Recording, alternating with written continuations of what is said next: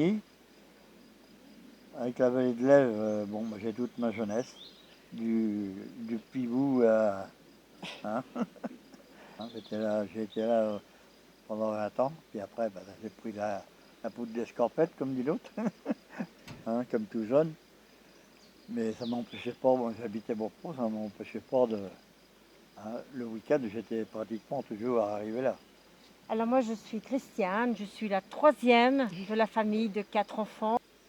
Moi, je suis Christine, je suis la petite fille, donc la fille de monsieur, et la petite fille de l'ancien propriétaire, d'Annie, que je pense que tout le monde à Beauport connaît, tous ceux qui sont de Beauport connaissent. Donc moi j'ai connu plus les dimanches, les vacances ici. On aimait bien venir là, on était bien au bord de l'eau, avec le grand-père très rigolo qui nous a appris toutes nos bêtises d'ailleurs, mais on avait le droit de faire tout avec le grand-père, de faire marcher la grand-mère. Donc on s'est servi aussi du moulin pour faire des blagues et tout. Pour nous, c'est Jousselin, hein. On a connu l'Èvre ici, comme je disais tout à l'heure, moi je l'ai connu, je ne sais pas les filles et les gars.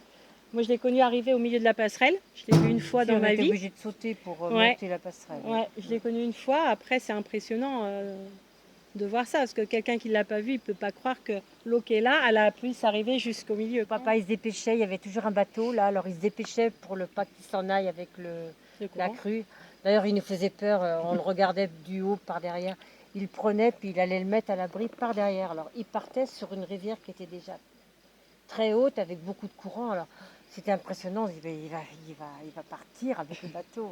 Et il arrivait à faire son tour et à l'attacher derrière. En mots, on peut dire belle. Belle.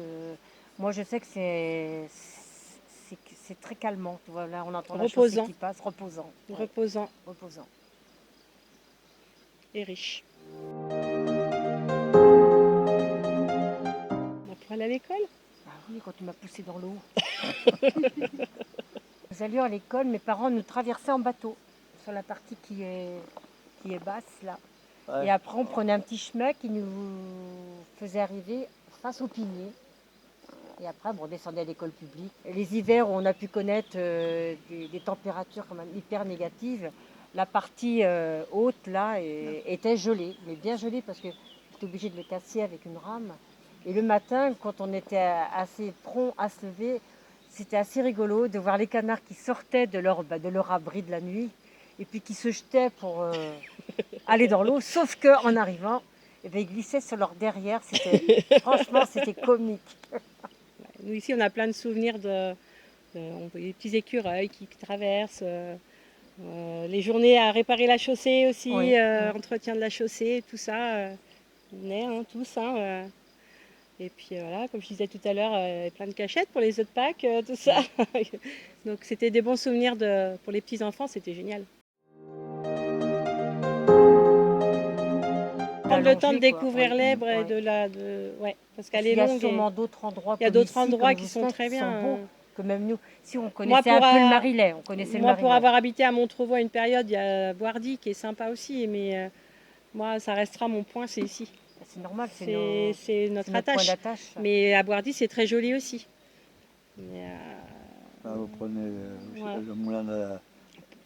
le moulin du pont, c'est pareil. Mais il faut prendre le temps de découvrir et un peu le travail qu'il a fait là-bas. Écouter l'alentour aussi, parce que même se poser ici 1 heure sans avoir personne autour, c'est super enrichissant et c'est reposant.